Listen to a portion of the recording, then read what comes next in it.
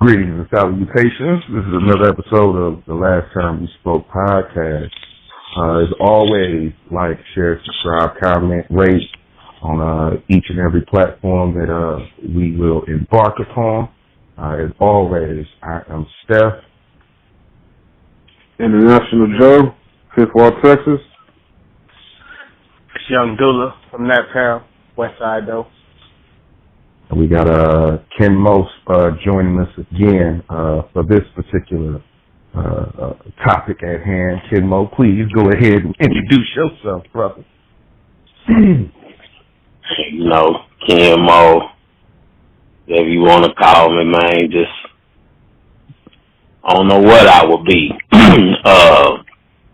Universal lifetime studier. I study life around me. Some people say that's Islam, or I self-lord and master. I'm all that, so, yeah. Right on. And today's topic is pretty much we're going to be embarking on the origin of religion, and are black people more religious than other ethnicities? Brother Dula, how you feel about that the origins of religion and people not really knowing the beginning stages of what they believe in? Well, I feel like this. Most people don't know the origins of their religion, but having faith is not knowing. You know what I'm saying? So having faith is believing. You know what I'm saying? Just believing in something greater than yourself. So I can't sit up here and really, you know what I'm saying, say negative things about people who don't know the origin of their religion. But what I will say is that everyone should, you know what I'm saying, strive to know more about their religion, to know more about God. Is there a God? Is there a higher power? Is the black man God? Are you God? You know, who's the original man? It's something greater than ourselves. You should know. If you don't have faith in something so much that you will put this mystery God or God above your own children, you should know about it. You should know it tenfold. You know what I'm saying? You should know it front to back. You should know the origin of it. You should know everything about this particular religion that you live your life by, that you worship. So to have something just passed down to you and you believe it, and now you love this God more than you love your own child, I can't get with that. But to know something, to study something, like Kim O said, to be a lifetime studier, like I have to strive to be, to always better myself. That's different. So that's understandable. What is it about the fact of, I guess, more so what you spoke on about tradition being passed down generations and generations, that you feel like, as far as with the statement that you said, believe in their religion or their God more than they do, or love, I should say, love their religion and their God more than anything, and pretty much don't even know who they are fully in totality? How you feel about that? It's like going to well, not how you feel about that. I would probably say expound upon that. Excuse me. I don't know any other way to put it. I mean, I'm not with it. I don't think it's cool. I think it's really just laziness. I mean, just people wanting. It's like wanting to fit in. You know what I'm saying? Who, especially when who the hell wants to stick out and be themselves when everybody's wearing this? I gotta wear this to be cool. It's the same thing with religion and everything. Like, everybody is Christian in this Western region we live in. You know what I'm saying? That we're brought up in. So, you know what I'm saying? We all have to praise Jesus. You know what I'm saying? We all go to church, and any other religion is looked down upon. Now, for those people, I'm not shitting on my Christian brothers and sisters, but for those who are Christians who look down upon other religions, I'm saying, they don't even know. I know this because, dealing with different women throughout my life, especially those who are Christians. The ones that I encounter, I can't say all, the ones that I encounter are some of the biggest hypocrites. in the world, man. You know what I'm saying? Like, everything is, they talk bad about every religion and look down on every religion. They commit every sin just like everybody else, you know what I'm saying? And they think all that they gotta do is go to church and they'll be forgiven for it because Jesus loves us. You know what I'm saying? But they don't really know the true origin of their religion. They don't know the truth. They don't know anything about their religion. I can quote their Bible better than they can. You know what I'm saying? And I don't know, man. You asked the question. I don't know. Joe probably possibly remembers, but it's a question that you pose as far as when it comes to people and their religion, who's I guess who sticks with it, who follows through with everything. Well, at least out of all the religions, who takes theirs more seriously? Like, who sticks to the book? Yeah, like who sticks to the book as a religion is written? More than anybody that I encountered has been Islam. Personally, that I've encountered. You know what I'm saying? But Kimbo, you got something to add, brother? Yeah, I think I guess what people gotta understand foremost is why was religion given to us? But before we can answer that, we have to figure in America the educational system, which education, government, religion, all of those things work hand in hand.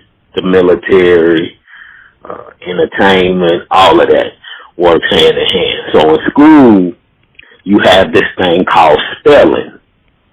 Now, when we were growing up and we looked at cartoons, when the bad guy, let's say for instance the Smurfs, remember Gargamel would always want to do what? Cast a spell. Cast a spell, yeah.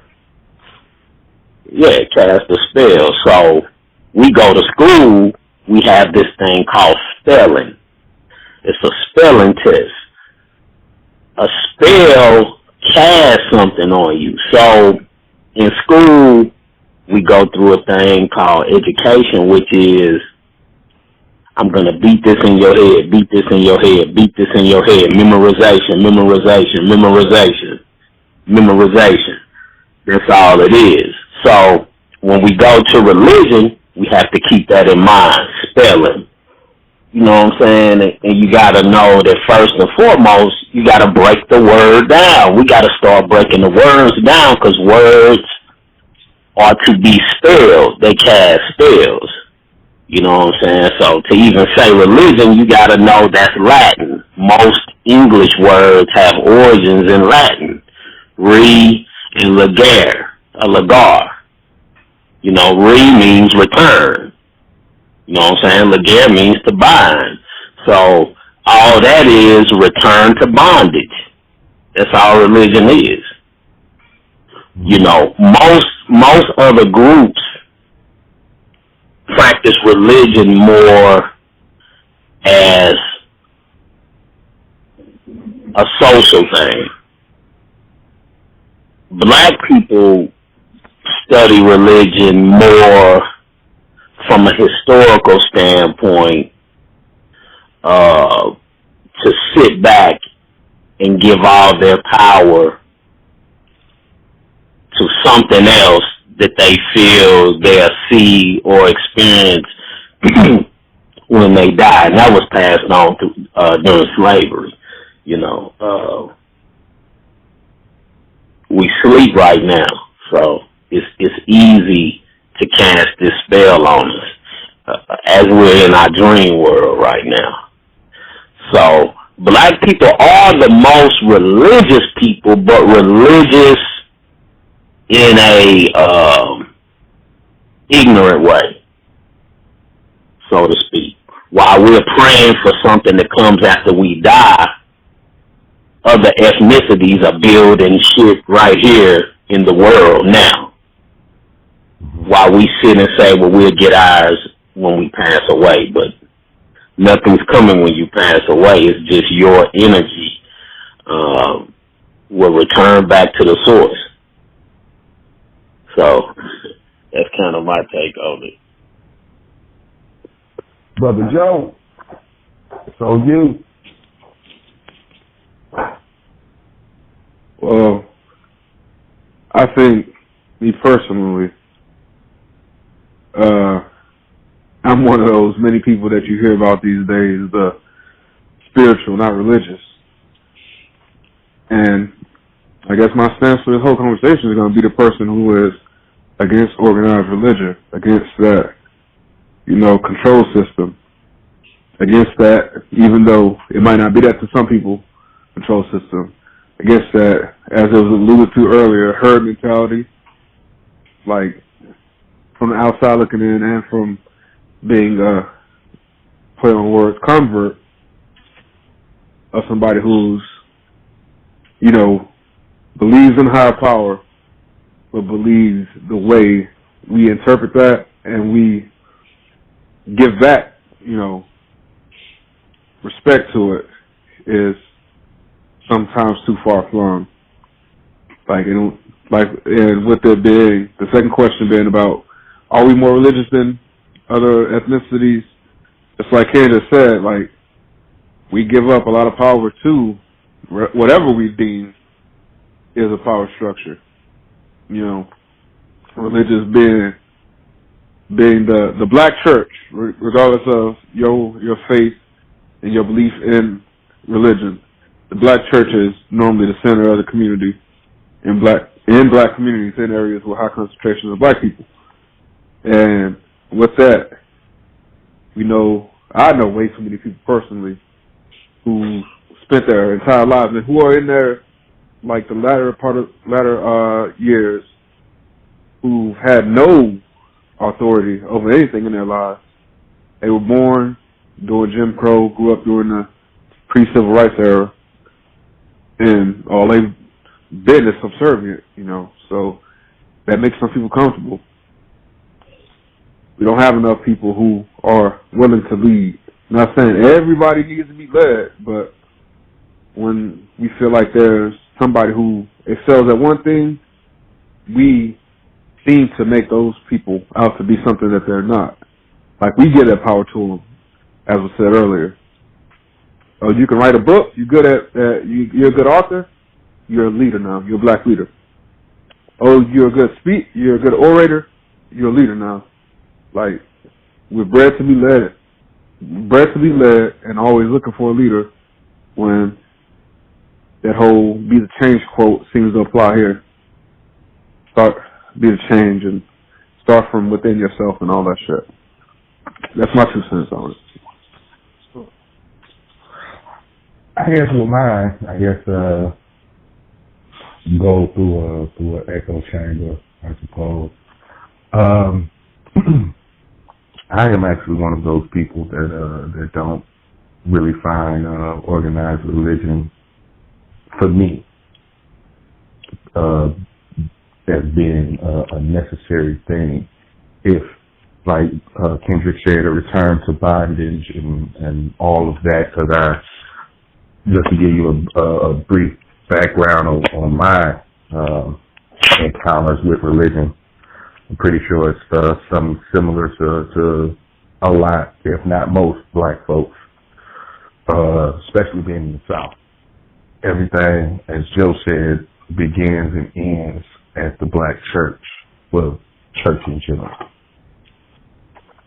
And with me, I just never really fully had a connection with it, because there was always so many questions that I had. And as a youngster, and actually, getting older and going on a quest of my own within Christianity as a whole, like not being told, hey, Saturday night, hey, you better go to sleep because, we got to get up and go to church in the morning. It's like, even, in the military, before being in the military, going, visiting, so on and so forth, trying to grasp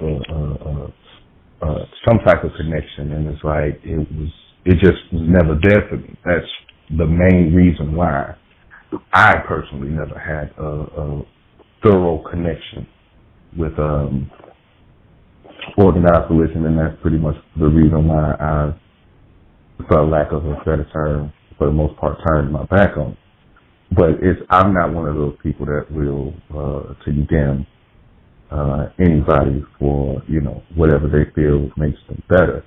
But again, just to go back with what Dude was saying about people pretty much throwing their religion in your face, or my religion is better than yours, so on and so forth. Just with that sense of context, I've always, well, not always, but the older I've gotten, the more I just use religion, organized religion, as more of a divisive type of thing, just like race, just like socioeconomic class. I know it's a very cliche phrase to say, but I adhere to one of those things. Like, I don't talk about religion with just anybody, because once we go down that rabbit hole and we start discussing and you start picking things out and vice versa, it always becomes an emotional conversation where, then you got the insults come in and so on and so forth. So I just choose not to play that game, because at the end of the day, you're not gaining nothing from it. I'm not gaining nothing from it. It's just a waste of a person's time at the end of it all. So that's pretty much where I lay at it with.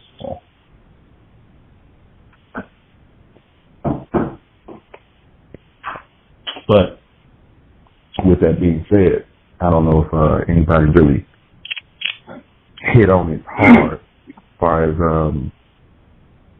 do you feel black people are more religious than other ethnicities or other cultures? What says you, Dula? Well, go ahead, Joe. It sounds like you. I was going to say,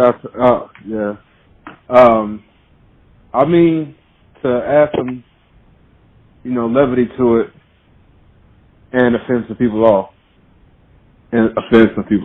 Redundant shit. It ain't too many black people going out and committing mass killings in the name of whatever God they pray to. Not too many people who are black and American or black-westernized, religious atrocities taking place almost every day. But I'm going to say black Americans are low on the extremism, but if we're talking like the surface level, they're pretty high up there. But I don't think I'd give it a happy medium. Like, they'll cast you out, we'll cast you the fuck out if your thoughts ain't in line with what the majority thinks, especially when it's in terms of religion. But there ain't too many people strapping on, explosive vests and shit like that, Yeah, I agree with Joe. Go ahead, though. I'm saying I agree with Joe. I think black people in general are more religious than other cultures, other ethnicities. But I mean, I want to ask Kendrick, why is that? I know the answer to this. I want him to see where he go with it. I'm saying, why are black folks more religious? Black Americans in particular, but really black people in general, more religious than other folks.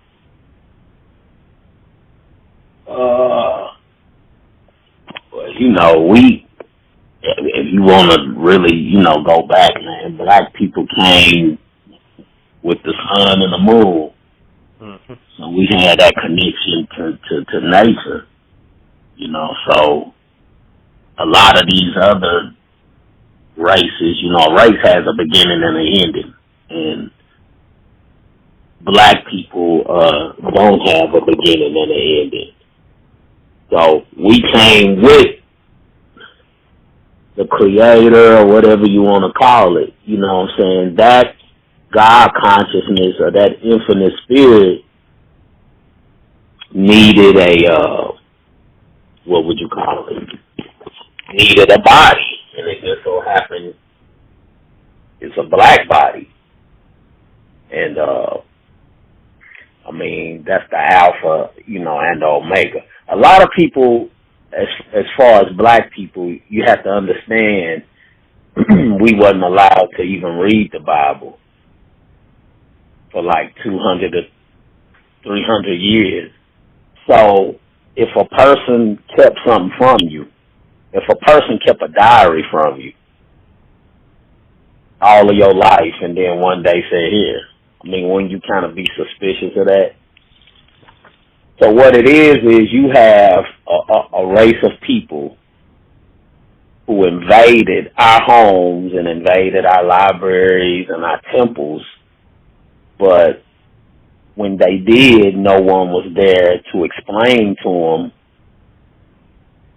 what they were actually looking at. So you have a lot of people that be like, okay, well, those Egyptians, man, they worshipped dogs and moons and animals.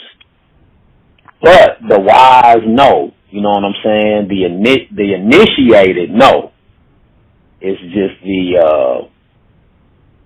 the masses don't. You know what I'm saying? For example, in the three major religions, Islam, Christianity, and Judaism, there's an esoteric and there's an exoteric. The exoteric is what they teach every Sunday to the masses. The esoteric is the hidden, deep meaning behind those three religions. And Islam is Sufism, and Christianity is Gnosticism, and Judaism is Kabbalism. You know, this is what the initiates know, but they'll give the masses, you know, the other stuff, man, that the masses don't really understand. So we take it as these stories in the scriptures as literal, factual, historical events, but it wasn't. For example, if I wanted to teach a child about why they shouldn't lie, I can't give them an elaborate story out of the scriptures, so I have to make it where it's digestible to them. So I may come up with a story about the boy who cried wolf. There actually a boy who cried wolf? No. It was a story to try to make you understand. So the Bible, man, the Bible could be like 5 or 6 different things, man. It's lunar lessons dealing with the actual universe, the stars.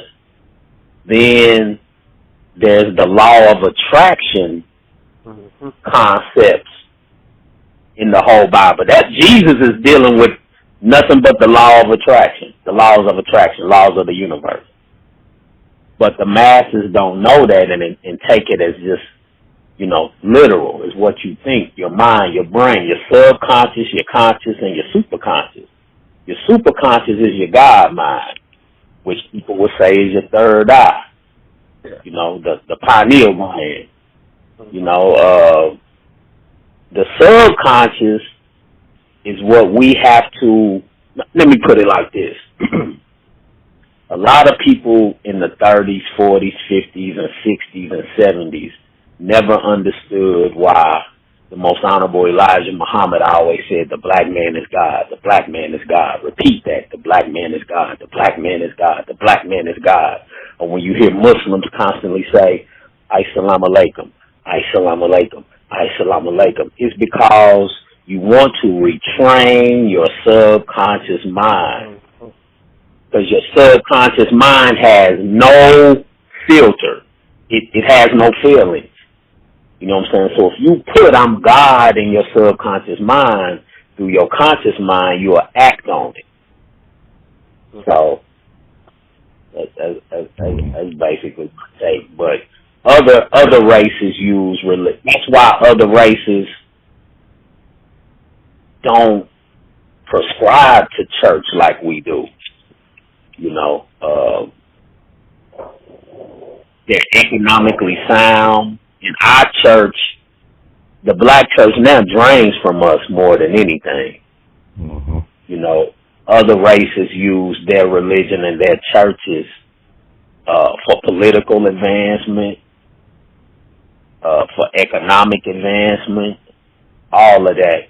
Prime example, in 2004, when George W. Bush got reelected, the very next morning, it was front page in the Indianapolis Star. I used to have it. It was him and T.D. Jakes.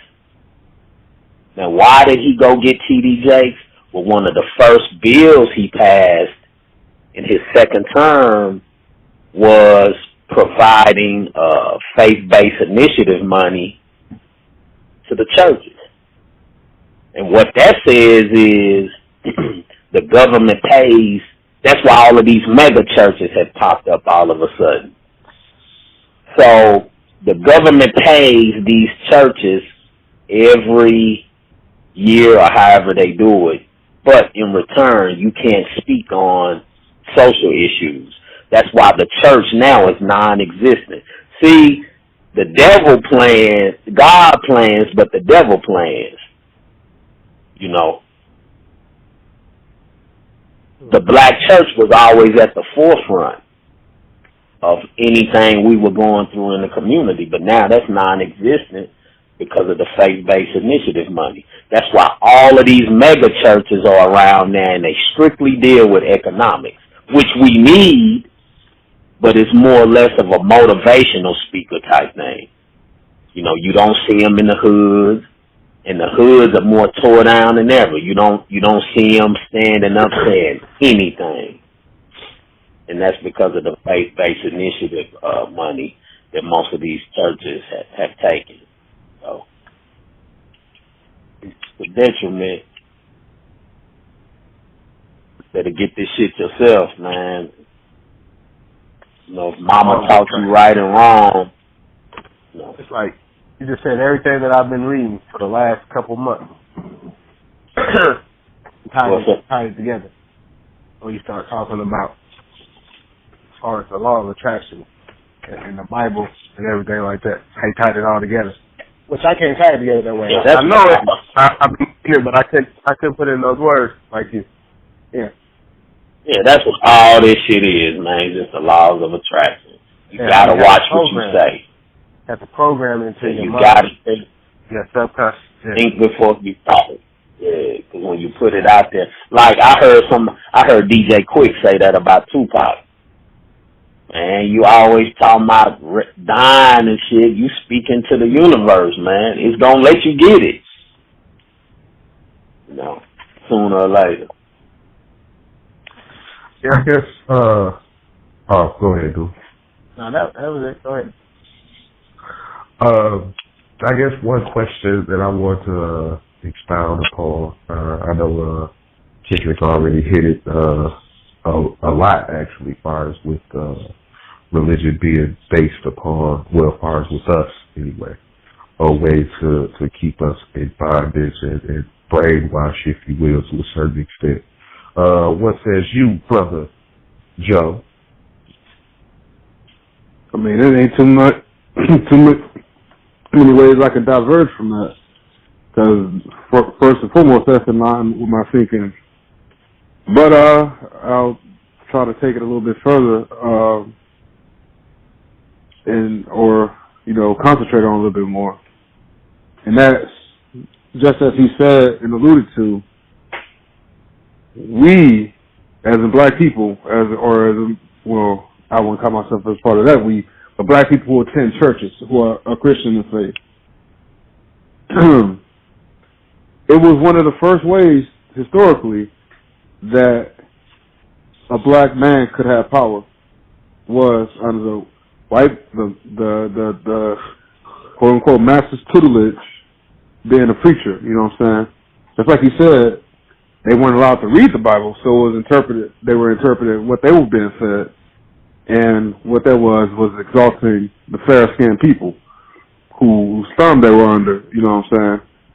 And with all that power, the enslaved saying all the power there and given to this one person, even though he's not on tier with the lowest of the low white person, but they saw that he had some power. You know what I'm saying? They saw that he was the quote unquote man of God. You know, if you got to be believing in his God, everything he's telling us, as you know, is going to be right. And there was a lot of false hope put into these types of people historically. You read it in the literature. You know, when you read, you know, Du Bois, and you read like you read Du Bois and Ralph Ellison and Baldwin. You read all these prolific authors, and they're telling you how people felt back then, when, you know, it was some basically some fraud shit happening. But to speak out against that is speaking out against your own in the minds of a lot of black people. It's not you're attacking an issue, you're attacking us. Like for all the, you know, the people who are quick to generalize, I think I said this like last week or a week or two ago, we are, as a whole, reactionary. It's, oh, this person said something about, you know, that person, so this has to be this, and we make it this and that. Because, in all fairness, they have a historical basis. But we get so caught up in emotion, because that's what we are bred to, you know, to see in the church. The hooting and hollering, you showing your belief and your faith in your God. You know, the singing with emotion. Like, I don't know if it was Comic View or another comedy platform, but one of the oft-repeated jokes was the differences in churches. I've yet to go to a white church, but I heard they get out early, and shit, their songs are over like that. You know, we're going to put on a concert, we're going to show you that we believe what we're talking about, and we are quick to, and therefore, if we telling ourselves, just like y'all saying, that this thing is at the apex of our life. This is what we should care about more so than anything. And the way we've been conditioned to believe that we should show that we have these faith is to act a certain way. When you're doing other things in other parts of your life, that's going to bleed over into that. So when you are in a relationship and you're having just a simple spat, it's going to bleed over into that and take it to another level. When you're at work, you know what I'm saying, and somebody says something and you ain't sure what they saying, and instead of just asking them off of what they're saying, you react off emotions that still bleeds into it, you know. Like, you can't just back to the subconscious topic, you can't switch this on and off, you know what I'm saying? Like, oh, I'm internalizing this, but I ain't going to internalize that. You don't, just like you said, it doesn't have a filter. So when you reacting emotionally with the thing that you believe is the most important thing to you, and by doing that, you're not able to filter out quite frankly, the bullshit. To see when somebody just has their hand in your pocket and they're putting a battery in your back, as opposed to, damn, okay, I see this book has all these parables, and they all lead to these same sorts of things that the people before me mentioned, and I just need to take that and apply it when I need to, and I need to be mindful of this, and these are stories so I don't run afoul of my morals. You take that in that vein instead of thinking of it as, okay, I can't do this by myself, because what it basically is a lack of self-confidence. I can't do this by myself. I need somebody to show me, because what if I'm doing it wrong? Well, if I'm doing it wrong, at least I can go somewhere where I can see a lot of other people doing it wrong, and I can judge them. And if somebody's doing better than me, I can attribute that to something else, because it ain't no way somebody's going to do better than me. Like, it ain't nothing wrong with me. It can't be anything wrong with me, you know. So it's just a way to give up some self-control. Like, a lot of people don't, like, again, taking it back to historical reasons, when you breeding people, that's what they were literally doing. When you breed people, you damn sure ain't gonna breed in any positive traits like assertiveness and like strong strong characters, strong, headed people who want to defy you, those got weeded out early. And the ones that did stay around wised up and got up out of there. You know what I'm saying? So it ain't everybody's not gonna get somebody who had, some initiative, a strong, head between their shoulders in their gene pool. A lot of us are gonna be people who was bred to be docile. You ain't gonna get too many, Malcolms and Martins and Marcuses. That just ain't gonna happen. Let me ask Kendrick a couple questions.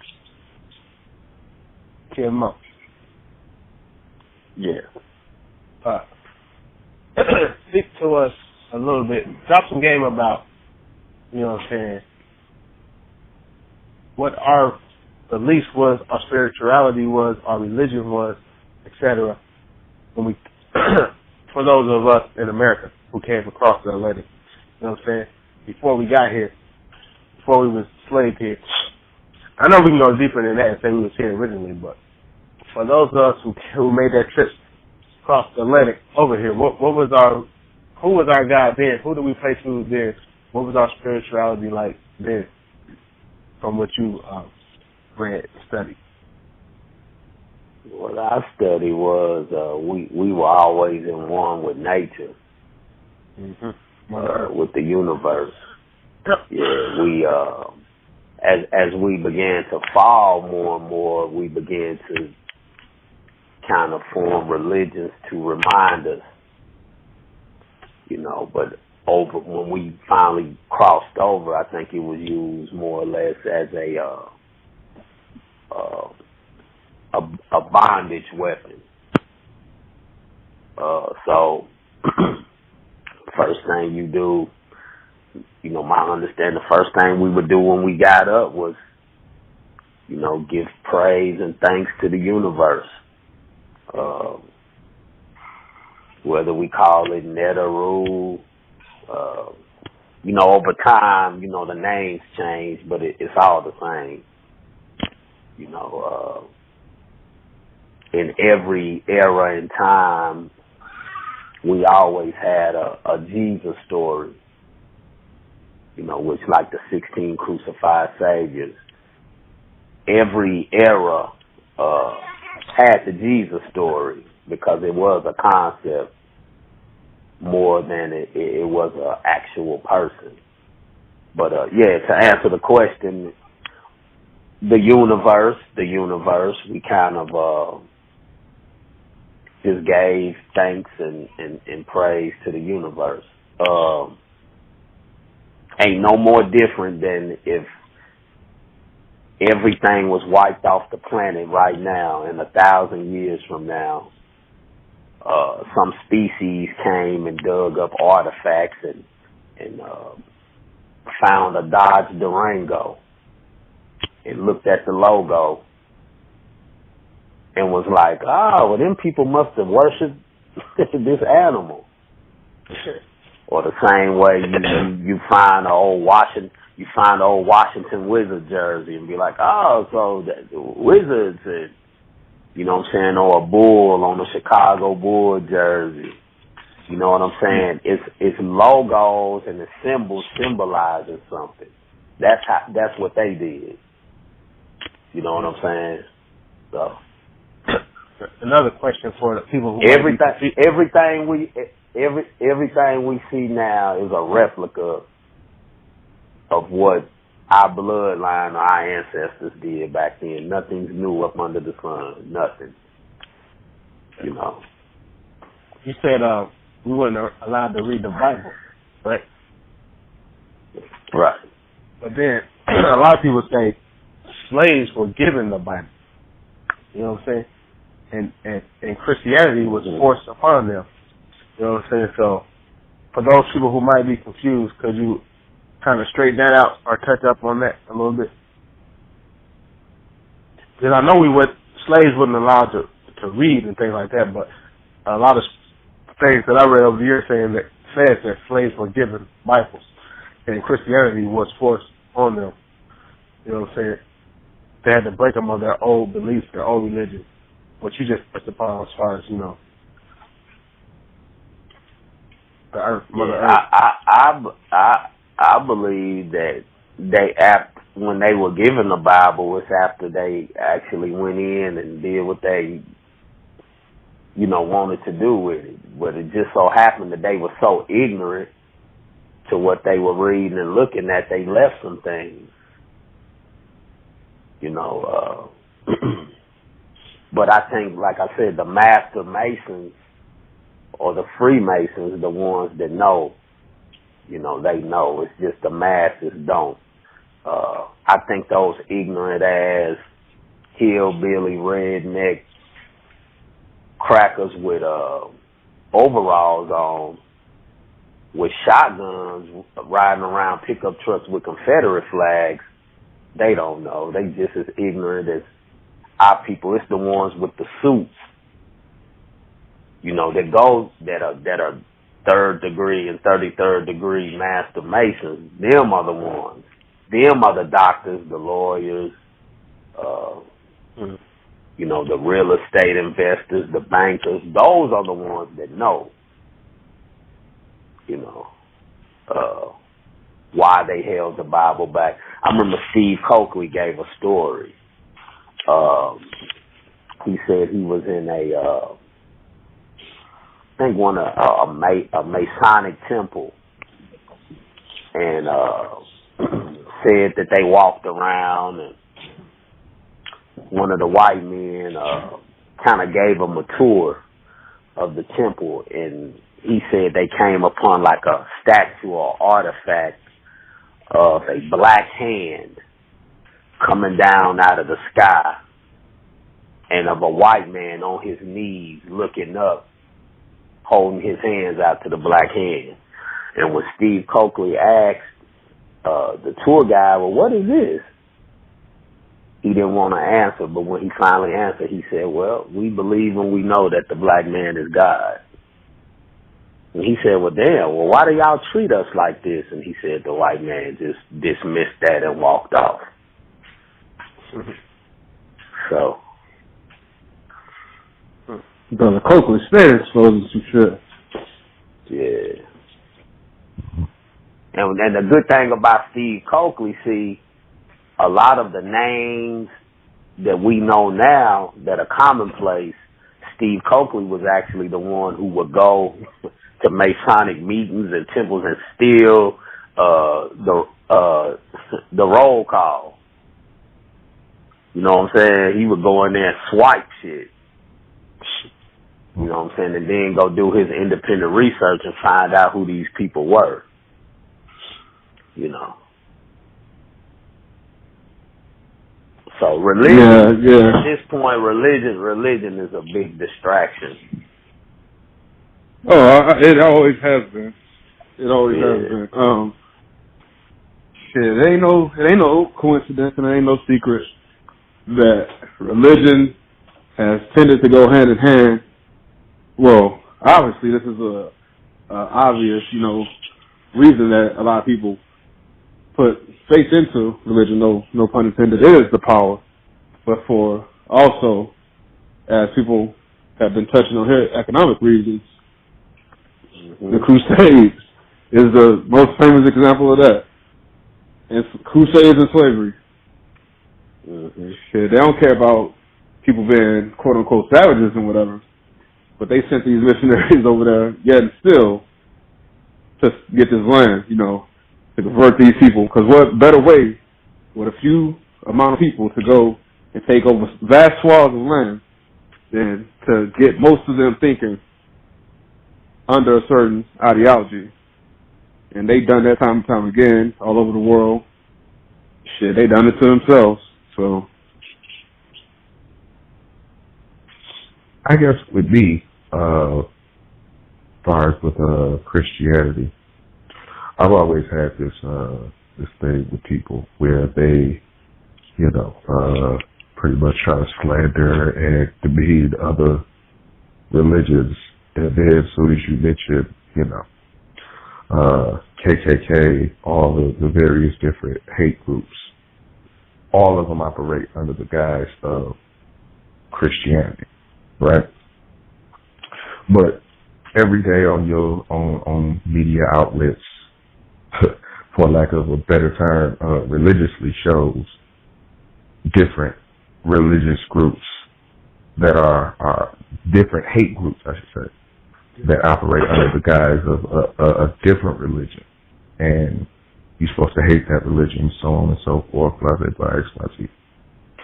But under the guise of Christianity, it's the same thing that transpires with that looking glass of looking outward towards, various other different groups. I've always found that to be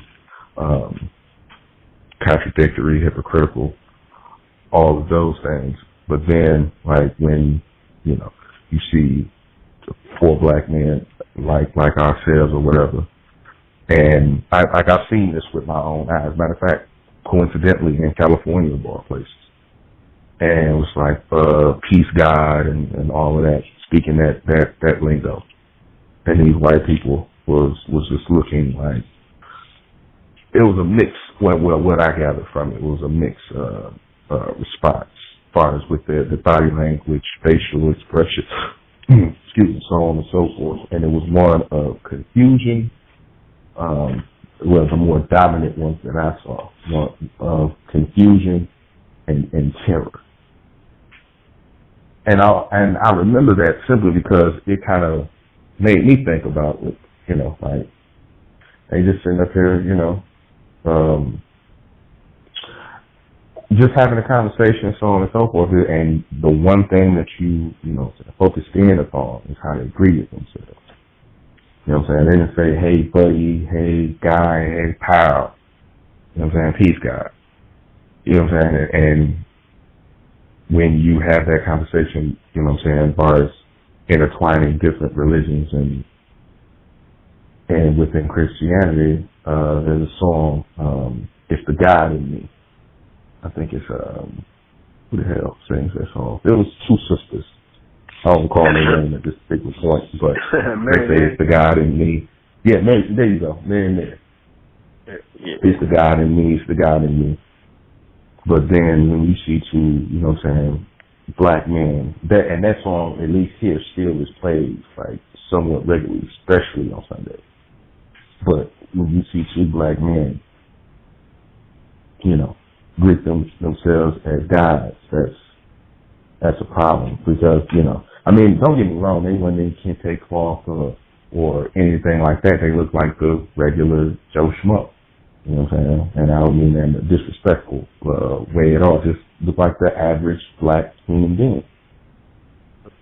And the simple fact of, you know what I'm saying, they refer to themselves as God is the thing that caused you, at least from my perspective, confusion and terror all in the same, within that same split second. I don't know if you guys ever had that experience, or if you have, care to touch upon that. But what do you think about it? Anybody? Well, it's like a culmination of all the stuff you're talking about. Mm-hmm. If one of the most feasible ways to reclaim your power, if you are devoid of power that has been taken from you, that is rightfully yours, is to reassert the God in you. Is to remind everybody that you're God. Remind those who look like you didn't pick up that you're God. You didn't pick up. Then they seeing that great awakening take place. You know what I'm saying? Like you bear witness to it. Like it ain't. These are people who are mixtures of sociopaths, psychopaths, sycophants, all kinds of shit like that. So they love to be, waited on. They love to think they're intellectually superior to somebody. And if you break out of that mold, you're drawing attention to yourself in the sense that not only are you now exposed as one with knowledge of self, but, it's somebody who they think they can joust with.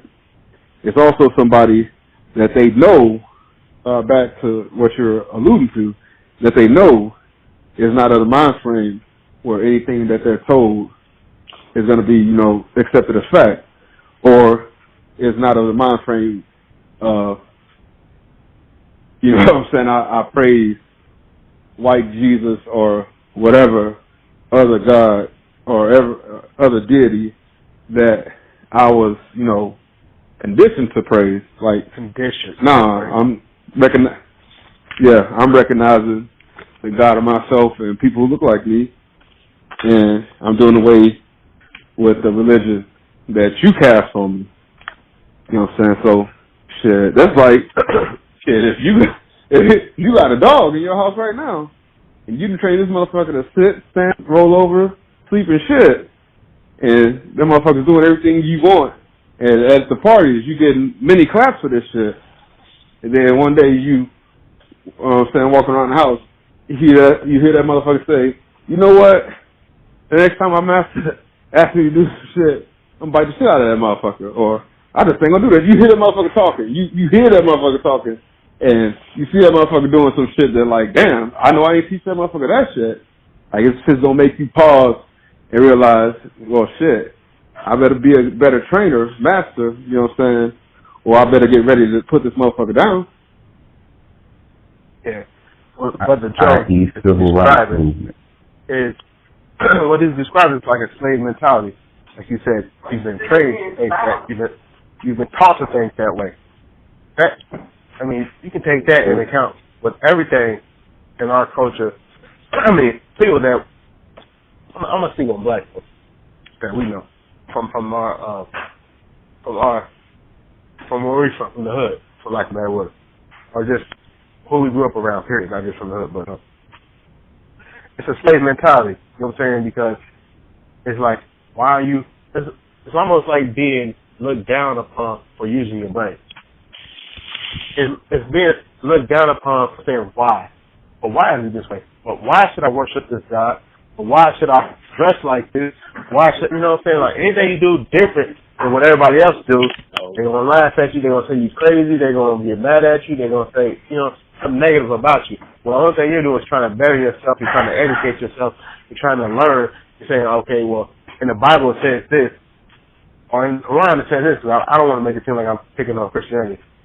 In any holy book it says this, so this is what it is. But if you ask the question, why, then you become an outcast. You know what I'm saying? Because you're not following shit what everybody else do. What Master taught everybody else to do, and everybody else is following in line. What makes you so special? Why you want to question this? This is true because it says it in this book. How many times have you heard it? How many times have you heard somebody say it says it in the Bible? And they think that is an argument. I know it's real. It says it in the Bible. How many times have you heard that? You know what I'm saying? So, anytime you go against... Well, times I heard my name, shit. You know what I'm saying? Mm-hmm. Anytime you go against something that's been drilled into people's minds, and they have that type of slave mentality, they're gonna look at you like you're a fool. They're gonna call you crazy. They're gonna look at you like you're about to get struck by lightning. They're gonna step away from you because they're spooked. You know what I mean? So that's what he's describing, that slave mentality. And everybody on this podcast that I know personally definitely don't have that type of mentality. All thinkers, you know what I'm saying? We all try to figure out what's the mystery of life. You know what I'm saying? Look to your neighbor and say, neighbor. To take this shit a little bit more towards these examples, it's when you having that discussion with that person you're describing, they go continuously be like, but then the Bible says, I don't subscribe to your Bible. This is your response. I don't subscribe to your Bible. But it says right here about, like, shit, you in, like, Autobot mode right now, brother. You can't even speak for yourself. Like, that's when you really start to see, like, that's when I started to see it when I was young. And the response would be like, well, it sounds like, well, shit. If I'm telling you I can't understand the language and that shit's Spanish, like, you continually talking in Spanish to me ain't gonna help this conversation move along. So that's me right there as a youngster. Well, I don't believe what it says in the Bible. But the Bible said, like, well, shit. You can't formulate a thought for yourself. Like, you need, and I'm not saying, just like was said earlier, man, there ain't no ideas original, man. Like, Nothing new under the sun. But at the same time, critical thought is apparent when you're speaking to somebody and they're either regurgitating scriptures and opinions that you've heard ad nauseum, or, you know what I'm saying, something that you've seen written somewhere. Like, just like you say, not too many of us, if any, are going to just dismiss something whole-handedly without having done some research, or shit, for some of us at one point in time believed in that or been taught to believe in that. You know what I'm saying? But when you trying to have a conversation with somebody and they trying to teach you the merits of their way of thinking, and you telling them that, just like I'm saying, like, I don't believe in that. Like, you can talk to me about what you're talking about without referring to that. Like, that can't be your reference because I'm nulling and voiding that in this conversation, and not a lot of people can react to that, even to this day. Like, the lack of free thought is apparent in people when these subjects come up. It's just what you just said. For me, if you're giving a person a reason why you subscribe to something, you're telling somebody that don't subscribe the reason why you subscribe, and you can't use the biggest, I guess, tool in your toolbox. You just have to tell me for yourself in your own words, without any quotes, rhyme or reason. Tell me why you believe. 9 times 10, the first thing that's going to come out their mouth is, well, this was just what I was taught. This is what I had, no other options or no other outlets, no other anything. This is traditional. You know what I'm saying? So it's like, for me, and it might be closed-minded in you know what I'm saying, my perspective, but now I don't even care to even pose that question to anybody no more. That comes throwing, I will, just to get them the fuck out of my face and just, pick it all apart. But essentially it's like, in 3, 2, 1, I'm about to get this, that, the third, so on and so forth. And it's like, I'm about to have another conversation with a person, and the play is going to be the same. There's going to be no aha moment, no thoughtful moment where it's like, okay, this is forcing me to possibly change my perspective or tune in to a different frequency that I'm not used to being on at 34 years old. You know what I'm saying? But then, at the risk of you know what I'm saying, fucking my energy up, not really no purpose of even, doing that. Because it's like, you, like, again, and it boils back to, my train of thought, whatever makes you a better person. I'm full-fledged, respectful of it. Just don't come this way with it. Especially if I've already told you multiple times where, okay, this is where my eye lie. You know what I'm saying? This is my perspective, so on and so forth, and here's the reason why I have these perspectives. What you are about to say, it's damn near like a disclaimer. It's like what you are about to say is like 90% at this particular point. What you are about to say, I've heard multiple times, in multiple different ways, from different facets of people, from street people, from professional people, from those middle road people. Like, it's nothing that's gonna change anything. So it's like, again, like I said, the older I get, the more and more I get mindful of time. And I mean that not in the figurative speak perspective, but more so literal.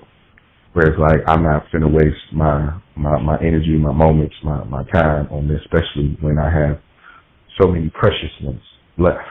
So if it's not about, learning or teaching, it's not really it's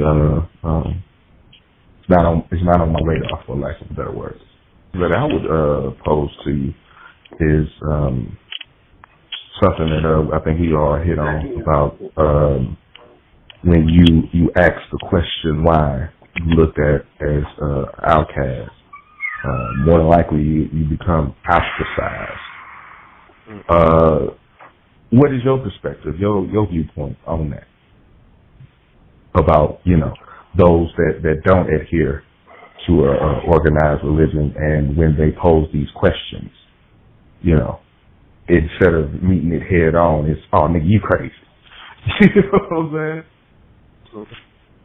Oh, well, man, yeah, that's just what comes with it. I think that one of the reasons we're here is to experience what we're supposed to experience for the advancement of our spirits. Some of us are more advanced spirits. We got a lot of spirits that are young, so they have to kind of catch up. It's like being in school, so to speak.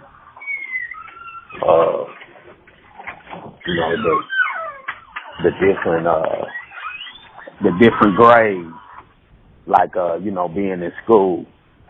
So you just got to take it with a grain of salt, man. Some people not gonna be on that level. I think you just got to do what you got to do while you here, to get the lessons and the experiences that you're supposed to get. While you're here, it's not meant for everybody. And to go back to where I think you had said earlier, you would hear people greeting each other like peace, God, and all that. Mm-hmm. I totally believe, because that has to come from the 5% nation of gods and earths, mm-hmm. who some people call the 5%ers, but I totally believe that it's 5% that know the true and living God. There are 10% that are bloodsuckers of the poor, and the other 85% are the blind, deaf, and dumb. So I guess our job is to kind of, wherever we go, sprinkle it. Whoever picks it up. They can learn, advance their soul, do what they got to do, sprinkle it on who they sprinkle it on, and move on. Yeah. Let me ask you a question, Kim. What's that? What do you think about people who are atheists, who don't believe in God at all? Well, I think it depends on what their understanding is, not believing in a God. Mm-hmm. Because if it's like a person, a God that's just walking around sitting in the sky, no, I think we all atheists then. Yeah, everybody on this podcast. But I always give the example of all we are is like, let's say, the infinite energy, the God energy, that energy that never dies. It's like a big ocean, the Atlantic Ocean. Let's say that's the energy, the infinite energy. Dula, Joe, Steph, me, somebody just dipped a cup and got some water with all four of us. We come from that source. We are that source. We're just in a smaller container. You understand what I'm saying? Mm-hmm. That cup being our bodies. But that water inside came from that ocean, which is the God source. You understand what I'm saying? Mm-hmm. When we leave this realm or this plane or this physical body, that water's going right back into that God source. That ocean. The God energy wouldn't mean a thing if it didn't have an outlet. We're the outlet. It's like plugging something up in an electrical outlet. That electricity is that God force. Once you unplug it, it's dormant. but it needs the wiring and the copper, which is the body, to be a conduit for the electricity. So, I don't know, I guess atheist here, by that definition here, that would be me. Because I totally don't believe in it's a dude just sitting somewhere. Yeah, me neither. I understand. I just wanted to touch on that because, I got so many friends with so many different religious backgrounds. Christianity, of course, and being that we live in America, Islam, of course, you know that. And I have a couple of friends who are atheists, you know what I'm saying, and we're really close. And they probably wonder why, you know what I'm saying, we're so close. But really, I understand. You just put it into words way better than I ever could, you know what I'm saying? But that's pretty much why I understand where they're coming from. It's not that I don't believe in a higher power. It's not that I don't believe in we all have a purpose on life. We have God in us, but I don't believe in some man above the clouds. You know what I'm saying?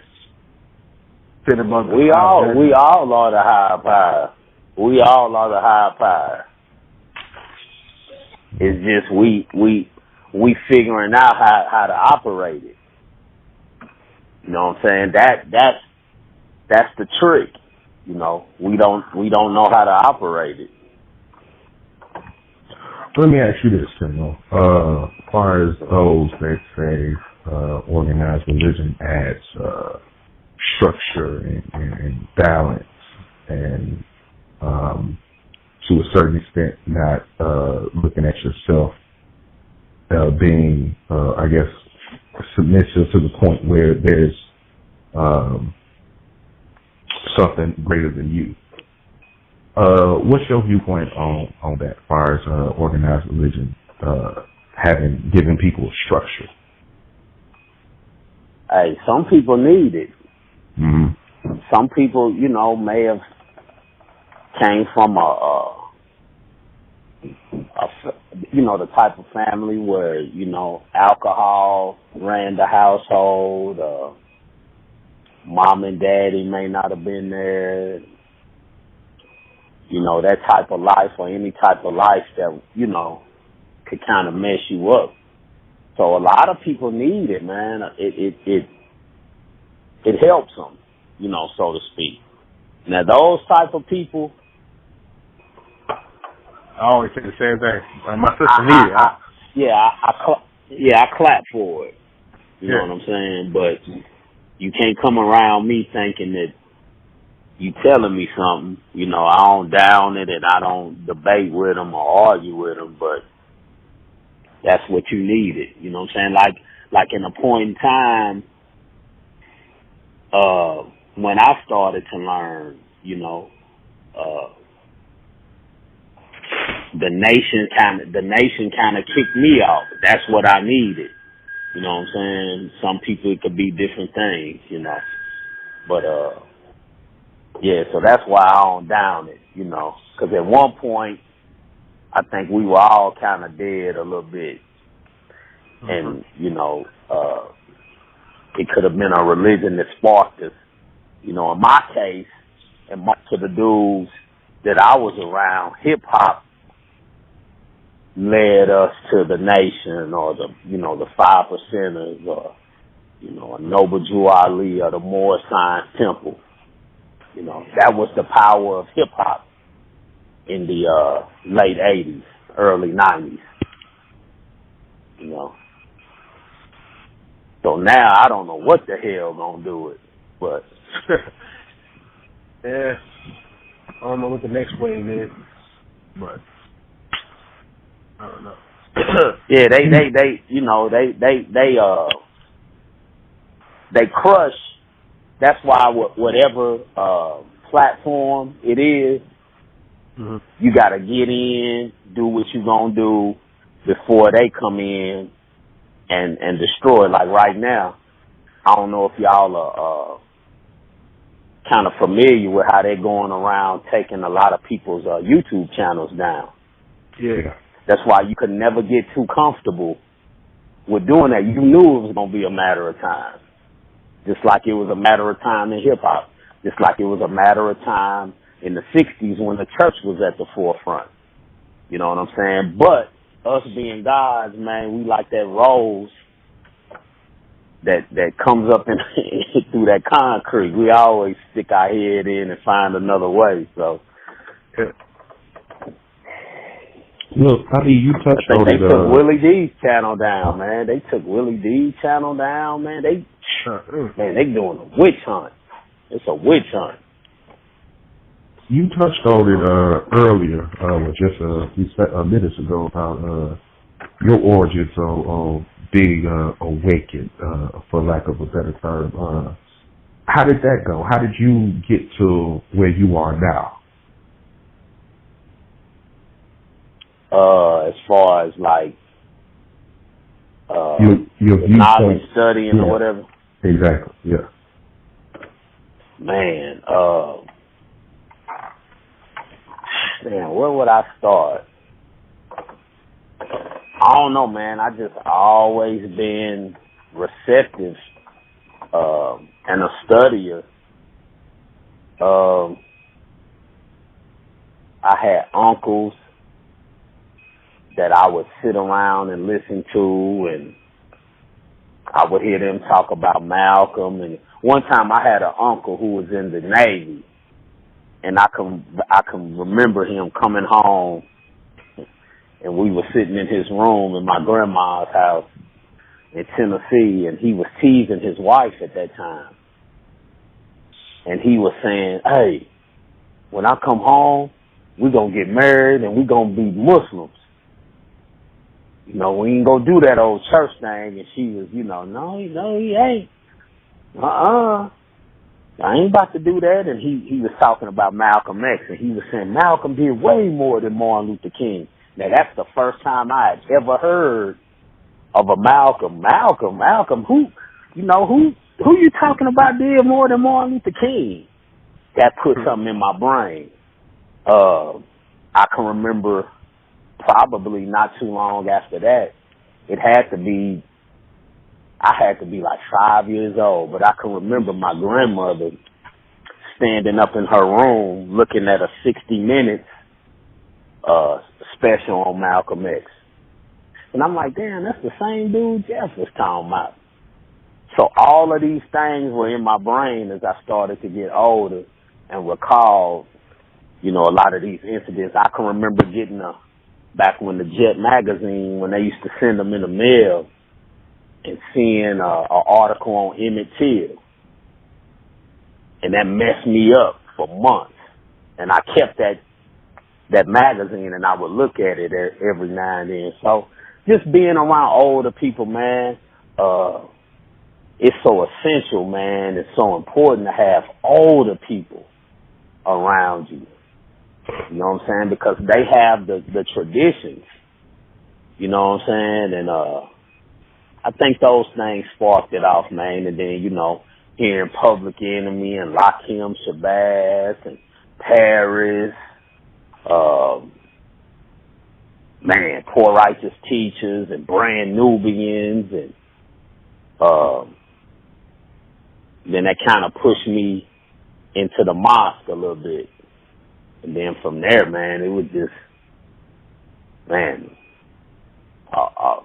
a marathon after that, I can remember, sitting out on the streets and the police coming and filming us,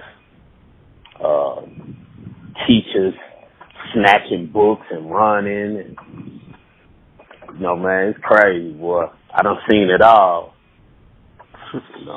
Then in 93, I actually went to a Savior's Day convention, and I got a chance to go up and shake Minister Farrakhan's hands, and he kind of said, will you help me?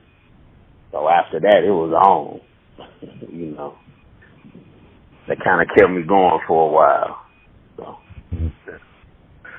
And then, it's just the people you meet along the way that help recharge your battery. Like Dula's dad was instrumental.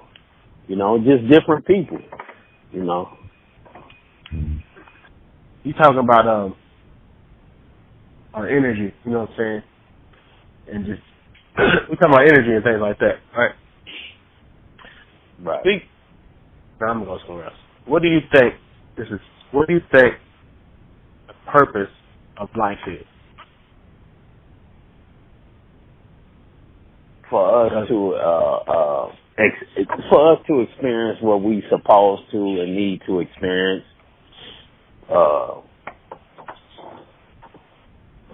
I think we chose to be here. If not, you wouldn't have been the one that won the race when you hit that egg. You know what I'm saying? Mm-hmm. So, yeah, we got to experience some things to advance our souls. So everything we going through, we were supposed to go through, and it's like a multiple choice test. Which way you gonna go? What you choose determines, you know, Your future. if you actually pass that test, you know. So I don't look at now. I'm beginning to understand this whole good and evil thing. It's just like you couldn't have one without the other. You know, it's the law of duality.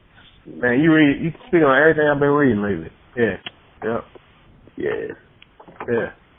You need it. And those are the deep. Earlier when I talked about the esoteric and exoteric in religions, these are the things they teach in the esoteric. You know, when you take away the wording and the religion and all of that, man, that's what this all is. But you got to keep the masses ignorant to it. You got to keep the masses thinking that it's some man out in space, you know, or somebody's coming back to save them. Yeah. You know. If didn't nobody come back and save the slaves, hey, man, ain't nobody coming back to save our ass. Nah.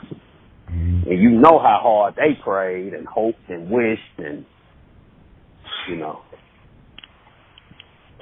I guess that takes me into my next question, as far as those that have that ideology of just praying and the things that you want will magically appear or just happen for you without you moving a muscle to gain it for yourself. Talk to us a little bit about your perspective on that. I'm kind of understanding that. I remember a few years back, a brother, man, we was sitting around building, and he had said, all prayer is a hope, and you plant it in your brain. And now I'm kind of understanding that. You know what I'm saying? Whether you call it affirmations, prayers, whatever you call them, it's all the same thing, where you kind of want to speak it into the universe. The problem with religion is, I think it's like Big Gregory said, a woman would save up all of her money from a job all year to buy her children Christmas toys, to turn right around and give the credit to some fat white man that don't exist. That's the problem with religious prayers.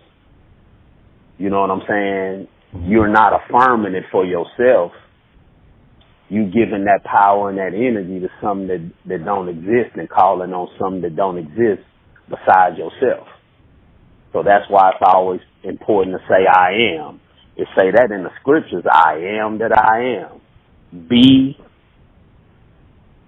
and it shall be. You know what I'm saying? Create. Create through your words. Create your reality through your words. Not Jesus, which is Zeus and Jupiter put together. Now, you can call on God for the energy. You could do that, but at the end of the day, you need to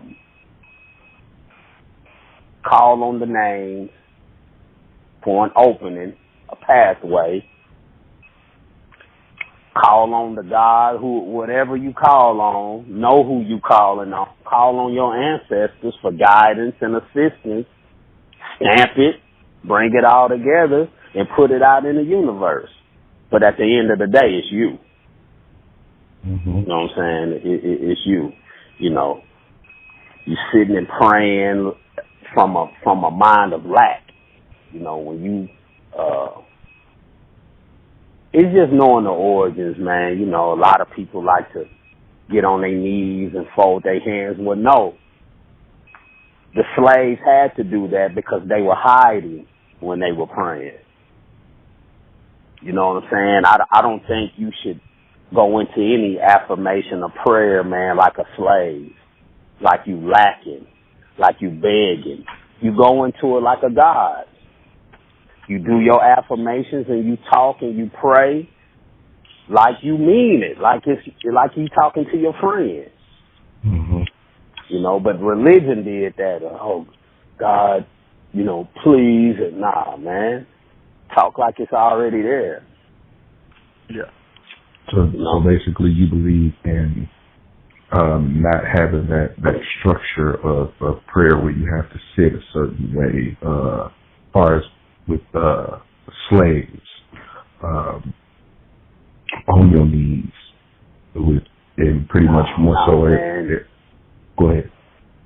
Nah, do it, man. As long as you putting it out in the atmosphere and the energy that you have to use to talk and communicate, as long as it's going in that subconscious mind and in that conscious mind, you good.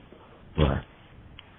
You know, just give thanks for what you got and speak and talk about what you want, not what you want, what you desire. Mm-hmm. Desire. You know, man, everything I've been reading, you said, man, that's crazy. Yeah, but that's the basis of all religions, man. It's just the laws of attraction and laws of the universe. That's all it is. Mm-hmm. But they, you know, they cover it up and cloak it through terms and, you know, thou shalt and, you know, hell, let's say ye are all God's children of the Most High. You know. Let me ask you this: where do you think creativity live, as far as with spirituality, with just having that God energy that you were speaking of earlier? It lives in the soul, which soul means is nothing but your mind. You got to remember, a mind is not a place. People confuse mind with the brain. You know what I'm saying? That creativity is in you, you know. When you come up with that idea, I mean, that's it. You know what I'm saying? Everything we looking at right now came out of somebody's mind. You know, so when you look at the trees and the stars and all of that, that came out of a mind. A single cell, you know. But, yeah, when y'all came up with the idea for the podcast, that's that God energy, you know. So it's. I was just telling somebody, you know, it's actually a crime. I don't want to say a crime, but it's actually a disrespect to the universe and to the God energy, a high power, whatever you want to call it, for us to even be working for somebody else. And people be like, man, what you talking about? I said, look, man, you were given a brain and a mind to come up with ideas to be able to sustain yourself. Ain't that what the God told Adam? Mm-hmm. You have dominion and all of that. over the fowl of the earth and the fish of the sea. So your ideas are the things that are actually supposed to prosper you while you're here. And if you think about it, jobs didn't exist after slavery. You know what I'm saying? There's no such thing as a job or clocking in and doing all that. This is new to the universe. You know, so yeah, so now we just had a fight where we gotta figure out how we gonna use our God-given ideas to be able to prosper ourselves and make ourselves wealthy, and then show other people how to do it. You know, to whom much is given, much is required. So when you figure it out, then you have to show other people how to figure it out. And therefore you get that good energy back. You know what I'm saying? Mm-hmm. So, Yeah. Taking it around the room, what are your spiritual and or religious beliefs? Sorry, I can go first. As far as with me, I don't subscribe to any religious belief. I pretty much take from, those that, I believe in or believe, you know what I'm saying, agree with, I should say, agree with, and from there, keep it moving, because I mean, myself personally, I feel like all quote-unquote religions are connected in more ways than none. And I mean, myself, I practice, the moral compass, what's right, what's wrong, what I need to be doing, what I should be doing, as opposed to wants and all of that. And I look at, especially the older I get, the more I look at a want, the more I look at that as a distraction in some sense. I go after the needs first and foremost, always. And some may look at those needs as, could possibly be a want, but like, this is what I need to have, a better outlook, better energy, better vibes, if you will.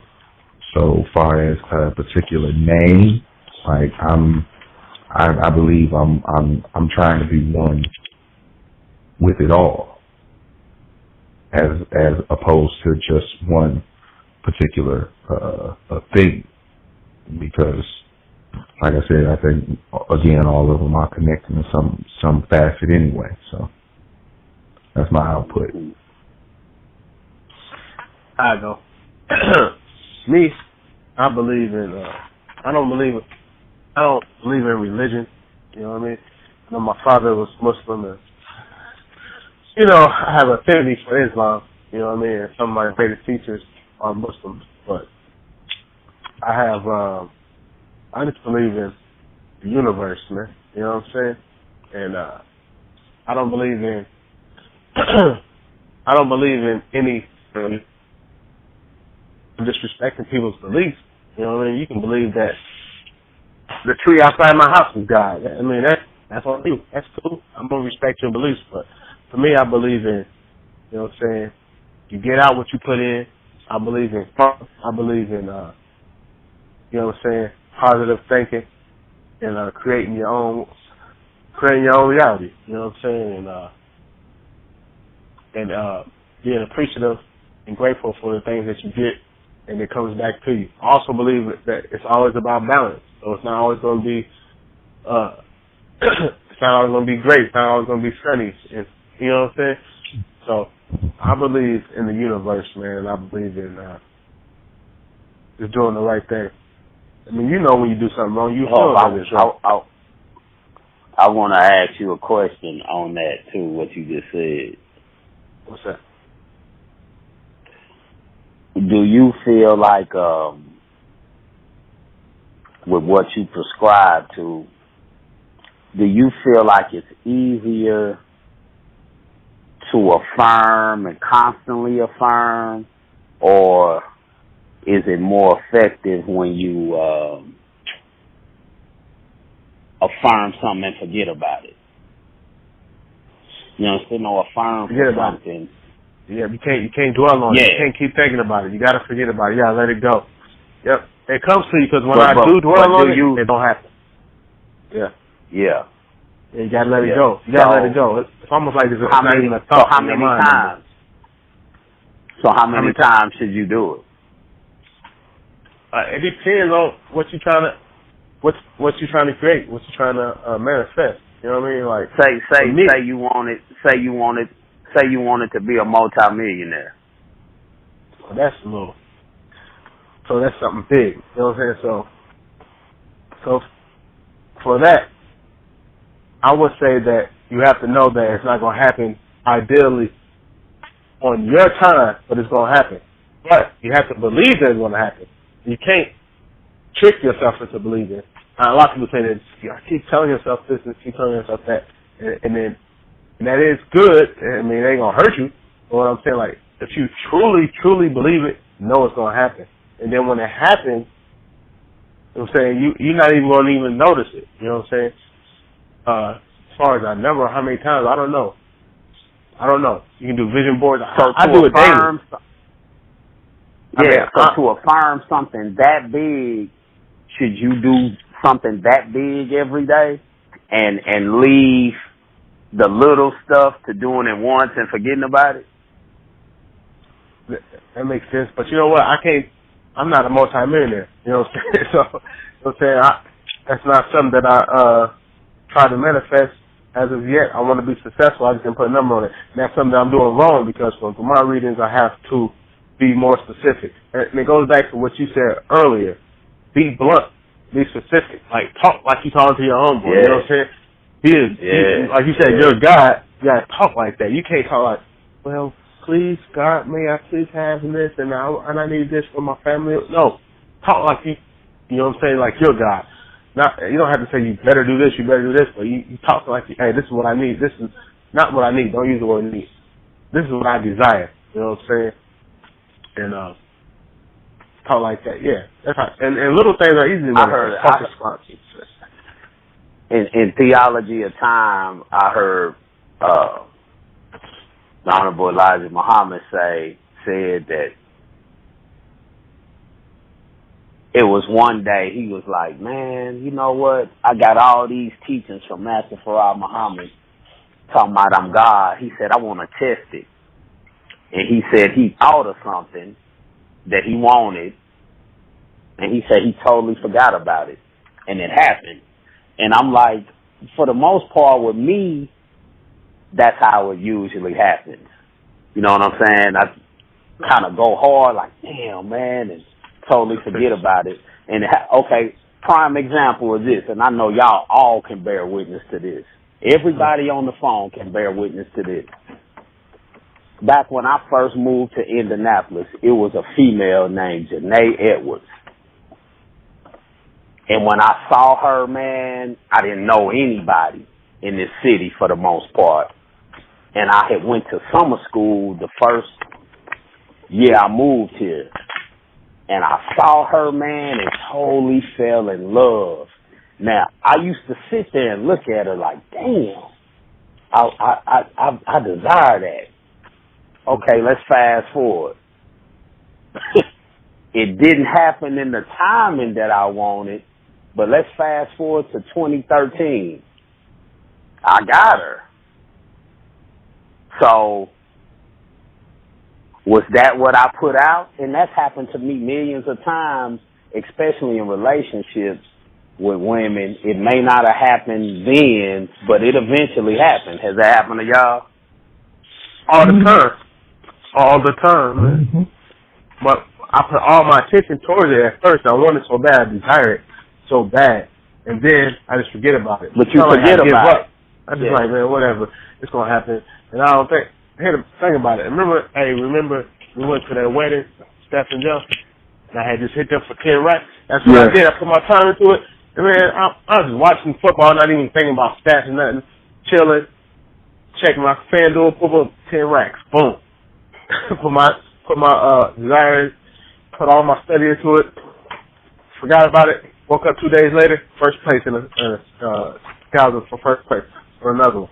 But and it so happened I tied with so many people that studied. Yeah.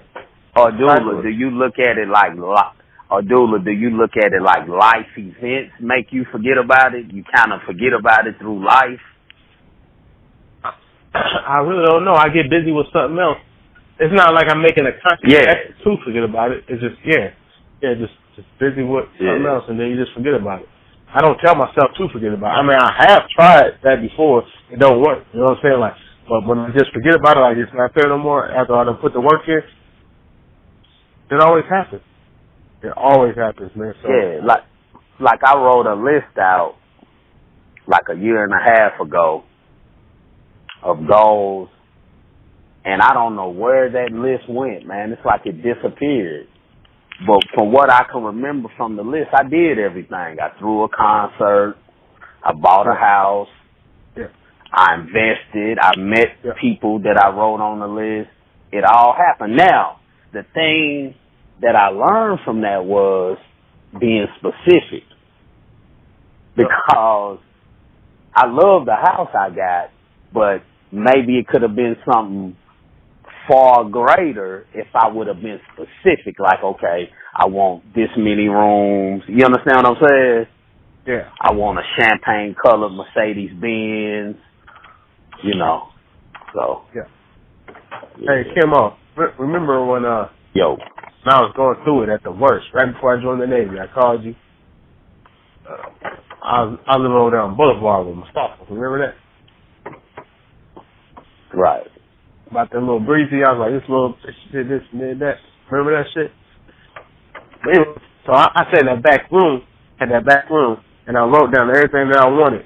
Cause that was at the worst time of my life. You know what I'm saying? Like, I wanted to restart on life. That's what the Navy did for me. But I wanted a house, wanted a wife and children. I wanted a real woman and kids one day. I wanted cars. And, you know what I'm saying? I wrote all that shit down. And then I look at me now, and I own my house. I have a beautiful wife with beautiful children and vehicles. And this shit's it's not even something I even thought about. You know what I'm saying? It just happened. I had to go out there and get it. And you can't just think about it and just go home and just say, all right. I mean, you do have to forget about it, but you still have to put in some work, man. You still have to try to better yourself, because that's when the universe rewards you. Yeah. You know what I'm saying? The universe rewards you. Okay, so do you, okay, so would you say, Dula, speak it, think about it, then write it down? Or think it, speak it, and write it down? Definitely write it down, man. Yep. This is some boss game we giving on this podcast right now. Yeah. This is a real prayer. Yeah. You gotta write it down. Gotta make it a reality. You gotta write it down. You can't say, I wish, I hope, and I pray. And you can't use these passive words either, man. You know what I'm saying? Can't use these passive words like wishing and hoping and I need. And, you know what I'm saying? No, you don't need, you have. It's already yours. Claim it, you know what I'm saying? I desire this amount. You know what I'm saying? Bring it to me. And shit like that. So, yeah. Hey, but to go back to the question that was asked a couple minutes ago, I think the best time that because I get distracted, my mind like drift. But I think the best time to do any type of prayer stuff is when you're driving. Yeah, that's when I have the most intimate conversations when I'm driving. Yeah. Cut the radio off, and when you're driving, like on the highway in the morning. Mm-hmm. Yeah. And the best one. So that's actually something my father passed down to me. And start doing it like that. Yeah, he would always say, prayer is not always falling to your knees and putting your hands together and so on and so forth. Prayer is a conversation, is something that you know what I'm saying, you having a speaking with instead of speaking at or speaking to or being submissive. Pretty much basically what everybody has said about, when you pray, choose your words, you know what I'm saying? Don't come as docile. Come as, you know what I'm saying, a God in which in part you are. So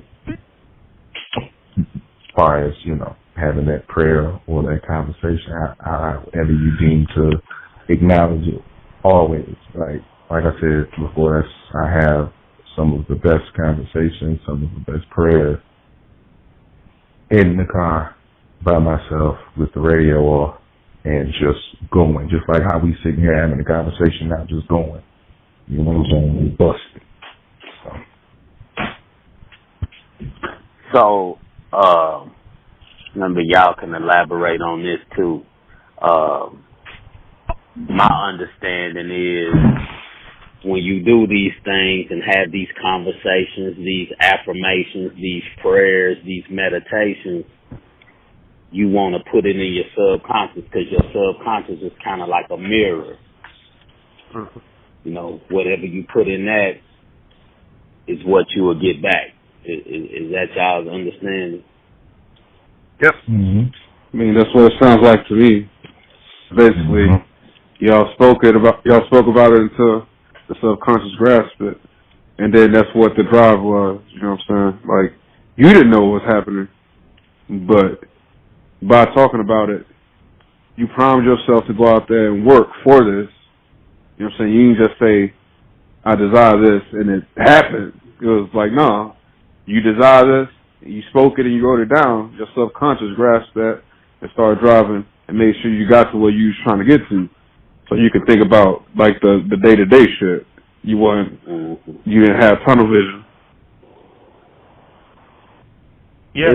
It's a clip on YouTube. It's like an hour and I want to say like an hour 30-something minutes, man. It's called The Greatest Book Ever Written, Laws of Attraction. And everybody that listens to this show should go to YouTube and check that out.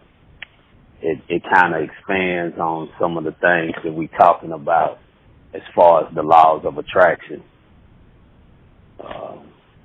How we fear, how fear paralyzes us, and you know, they kind of stop the laws of attraction working That's in for your you. conscious mind. The fear is in your conscious mind. Yeah.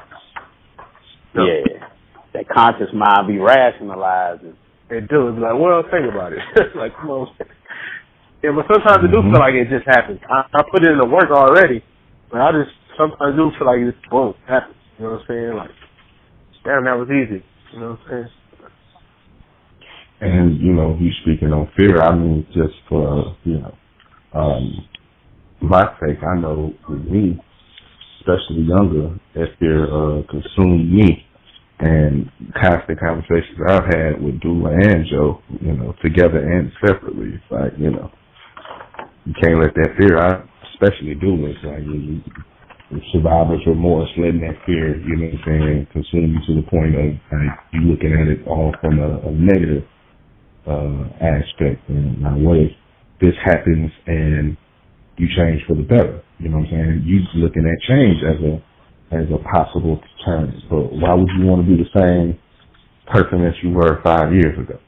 You know, so changing that mindset for me was definitely a better moment in my life, because I know with me, you know, not stressing the negative. I mean, you're mindful of it, but in the same sense, not stressing it to the point where fear comes in and you don't do nothing altogether. You know, so. Okay, so for the record, would everybody say the big things that you desire to manifest in your life, you constantly affirm them and write them down, and the little things you can write down, affirm, and then let go? Will we say that, or what? What? Like the huge things. How do we manifest the huge things? Well, me myself personally, I'll go ahead. Go ahead. I was gonna say, I would say just let it. You gotta let it go. I mean, write them down, whether it's big or small, but you still gotta let it go. So constantly affirming it. I don't know. Maybe that's why I don't manifest the big things as often. You know what I'm saying? I mean, I do when 4 or 5, because I always switch it up. I always switch up how I go about it. You know what I'm saying? Oh, this ain't working at my speed. That's the problem. We always want it at our speed, at our time. You know what I'm saying? When we think it should happen. Yeah. And the way we think it should happen. And then instead of looking at it like the universe giving you different ways you can do it. You know what I'm saying? Like, well, why don't you try it this way? Well, you need this amount of money. Well, why don't you do this? You know what I'm saying? Instead, I be having a one-track mind a lot of times, and I'm like, no, this is the way I want to get this money. This is the way I want to get this, whatever. This is where I'm going to do it. And then if it don't happen at my time, then I switch it up and I try to, you know what I'm saying, like revamp it or revise it. You know what I'm saying? That's why I always miss. That's why I miss out a lot of times. Instead of the times that I stuck with it, and I put in all the work. I mean, I was up for hours, man. I would sleep like 4 hours a day, and I was constantly reading and studying, and then putting all the work into this one particular subject that I wanted. And then I let it go and just went on about my everyday life, play with my kids. You know what I'm saying? Spoke to my wife, spent some time with my family. Next thing you know, boom, it's there. So I gotta find that balance for myself on when to let it go and when to constantly affirm it. You know what I'm saying? And I haven't found it yet. As far as the bigger things, manifesting the bigger things. I haven't found it consistently. I found it before, but I haven't found it consistently. You know what I mean? I know with me, I do everything but write it down. And I practice that simply because I feel like, keeps my mind sharp. Oh, I remember this, I remember that, so on and so forth. But I used to harp on, what I desired as a youngster. But not so much at this point. Because I feel like, again, if you harp on it and you're not doing, like, the main thing that, describes us all, anybody that's eating, breathing, a person, a human being. And with me, I feel like, I plotted out the idea, the scheme, so on and so forth. But it's nothing unless I'm doing it. I'm in action. I'm in motion. So I think that's one thing I possibly could do. As Dula said, write it down, it becomes reality. But for me, I just kind of don't, because I guess I'm a firm believer, and if I'm doing the necessary things I feel like I need to be doing to get this, Again, it's not going to happen when I want it to happen. It's going to happen when the universe calls it to happen. So, but definitely writing it down, because the older I get, the more, I feel like I'm starting to, get a little bit more forgetful, or it's just focusing, being stretched in so many different directions, and, just what you were saying earlier about the job thing and being back in corporate America, and it's like so much of your time and energy goes into that. And Joseph Dula and I a meme or a gif or one of them shits about giving so much to your job, and if you die before your obituary is written, before your obituary is written, it's a job posting to take your spot. So for me, having that balance, it's like, okay, this is what's paying me and feeding me now. But when I'm away from that, I deplug and I'm doing things like this, or as Dula and Joe know, writing more of my ideas down and plotting those out and structuring it so where, I can do it for myself. Other than my ideas and all of that, but what I desire, I don't write down. My ideas and thoughts that I have, and so things of that's founded in creativity, I write those down as much as I possibly can. But yeah, the desires, I definitely need to write those down as well.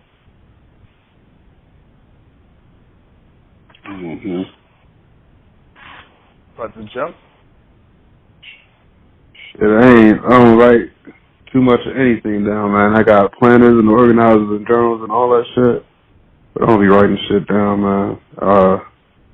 I mean, my justification for it is my justification for a lot of bad habits, man. And this is obviously something being said facetiously. I don't remember writing down, get this pussy, and I get that pussy. So, I ain't tripping on writing this shit down.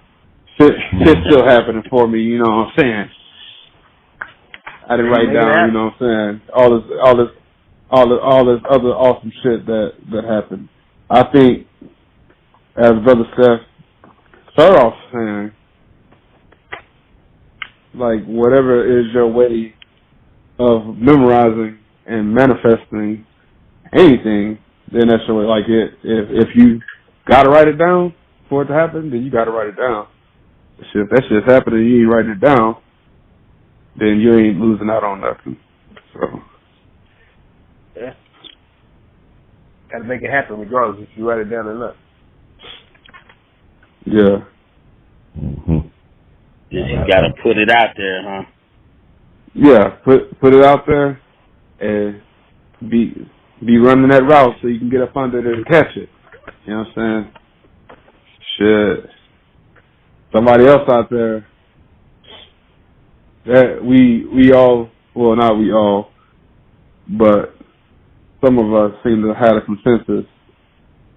Well, it ain't a consensus, it ain't all of us. But anyway, that God is the universe, you know, because a lot of people, Bible readers, always picking on them, it seems. But anyway, they get caught up in, as was said earlier, the literal reading of this Bible, and their favorite thing to say is, well, he was made in my image, or we were made in his image. Well, shit, if he is the universe, then that shit is none more apparent than it ever will be. You know what I'm saying? Because there are living things that don't have a humanic appearance. And as shit, K. Reno said in one of his old songs, yeah, we were made in his image, and if he was a spirit, we'd be spirits. Shit, if that's the case. But no, it's everything on this universe, just like wrapping it all up, everything that we've been talking about. If we God and it take thoughts into action, being a catalyst for change or changing something, then that's it right there. And we are the gods making the changes. It ain't praying submissively to receive something. When you do that, you just benefit. You ride in the wake of somebody else's benefit. You are passively, like as civilization advances around you, you ride that wave. But when you're out here making that happen, you go accumulate those things that you desire. Like there's another way to go with this. I think is Balzac, who says behind every great fortune there's a crime. Like these people ain't going out here, you know what I'm saying, trying to do it the legal way and making sure they don't, you know, bend any rules, all that. They know what the rules is. They got lawyers on hand to take care of all that if they do run afoul. If they get caught running afoul of the law, not running afoul of the law, when they get caught, you know what I'm saying? So don't think people out here doing the same thing that they are telling you to do that's keeping you compliant. Make sure you follow all these laws and you give your 10% back and you do this and you do that to keep you a nice, docile little sheep, you know what I'm saying? Yep. While they out there taking advantage of loopholes and lobbying, you know what I'm saying, to change these laws, while they out there trading off inside information, while they are out there making money off of locking people who look like you up or gunning down people who look like you. That ain't, you know what I'm saying, happening passively. That's somebody being an active force. There's somebody exercising power, physical power. So you can keep on being a needler if you want to, but these gods are going to go out there and change the world. Man, I don't know nobody who got it 100% clean. We got filthy rich, just everything is 100% by the book. You know what I'm saying? Not doing nothing illegal, doing not nothing one. dirty. It's not one. I mean, that's anybody. Hey man, hey bro, that's deep as hell what you said, and that's gonna go into something totally different that I was gonna ask y'all off the podcast. That brings us to another conclusion of the Last Time We Spoke podcast. As always, like, share, subscribe, comment, and rate. And as always, if we haven't offended you, your day is coming. Please bear with us. And again, as always, I'm Steph. International draw, that's this wall. Young Dula from that town, West Side though. And special thanks to Ken Mo again for joining us and you know, breaking down some game and some knowledge about life and philosophical matters. And again, like, share, subscribe, comment, rate. This is the Last Time We Spoke.